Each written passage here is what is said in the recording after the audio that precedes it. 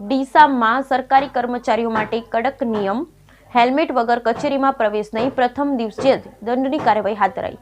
ડીસામાં સરકારી કર્મચારી માટે કડક નિયમ, હેલ્મેટ વગર કચેરીમાં પ્રવેશ નહીં, પ્રથમ દિવસે દંડની કાર્યવાહી। ડીસા ખાતે પહેલા દિવસે 13 સરકારી કર્મચારીને 4000 સુધીનો પોલીસે દંડ ફટકાર્યો। રાજ્યભરમાં વધી રહેલા માર્ગ અકસ્માત, હેલ્મેટ વગર થતા મૃત્યુને રોકવા માટે ગુજરાત સરકારે મહત્વપૂર્ણ પગલું ભર્યું છે। હવે રાજ્યના સરકારી કર્મચારીઓને રોલ મોડેલ બનાવવાનો નિર્ણય લીધો છે, જે અંતર્ગત કોઈ પણ સરકારી કર્મચારી કચેરી કમ્પાઉન્ડમાં પ્રવેશ આપવામાં આવશે નહીં। ડીસા શહેરમાં આ નિયમનો અમલ શરૂ થઈ ગયો છે। ટ્રાફિક પોલીસે મામલતદાર કચેરી, તાલુકા પંચાયત કચેરી, નાયબ કલેક્ટર કચેરીના પ્રવેશ દ્વાર પર ચેકિંગ પોઈન્ટ ગોઠવ્યા છે। પ્રથમ દિવસે જ 13 સરકારી કર્મચારીને હેલ્મેટ વગર આવ્યા હતા અને 4000 રૂપિયાનો પોલીસે દંડ ફટકાર્યો હતો।